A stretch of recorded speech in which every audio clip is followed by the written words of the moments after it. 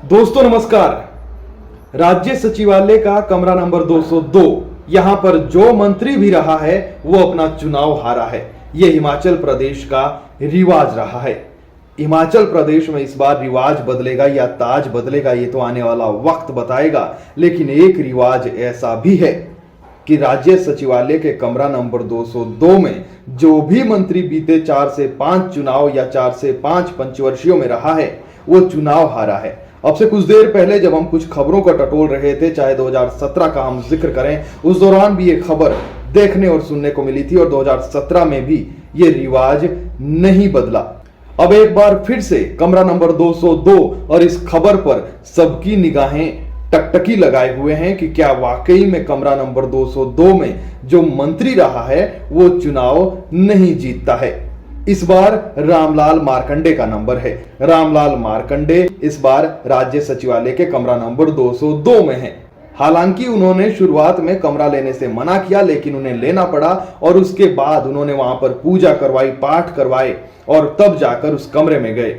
अब कुछ इतिहास की जो है नब्ज को टटोले, अगर हम कुछ इतिहास के पन्नों में पीछे जाएं, 1998 का जिक्र करें, तब क्या समीकरण बैठे थे।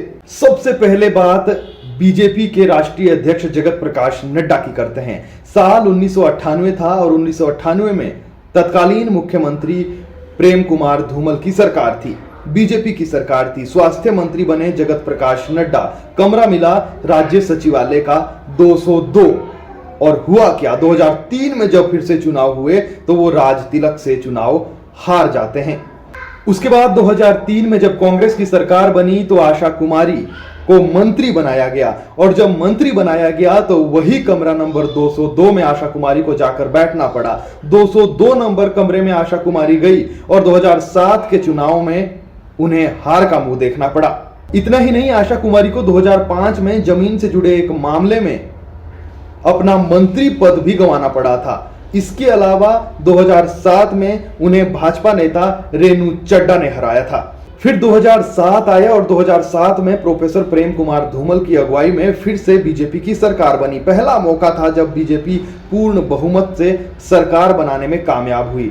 इस बार कमरा नंबर 202 बागवानी मंत्री नरेंद्र बरागटा को मिला, जुब्बल कोटखाई से चुनाव जीत कर आए थे और इतना अच्छा काम किया कि बागवानी मंत्री के नाम से उन्हें पहचान मिली। आज भी उनके पुत्र चेतन बरागटा अपने पिता के किए कामों को लेकर लोगों के बीच जाते हैं, लेकिन नरेंद्र बरागटा इतना काम करने के बावजूद भी इस कमरा नंबर 202 का जो मनहूस कमरा नंबर 202 कहा जाता है उसके फेर में फंसे और 2012 में रोहित ठाकुर ने उन्हें हरा दिया।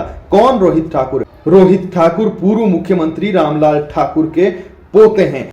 इसके अलावा धर्मशाला से विधायक रहे सुधीर शर्मा भी जब शहरी विकास मंत्री बने तो उन्हें 202 कमरा जो है अलॉट किया गया। उस 202 कमरे में वो रहे, काम भी अच्छा किया, लेकिन फिर जब 2017 के चुनाव आए तो उन्हें वो सीट गंवानी पड़ी, हार का मुंह देखना पड़ा।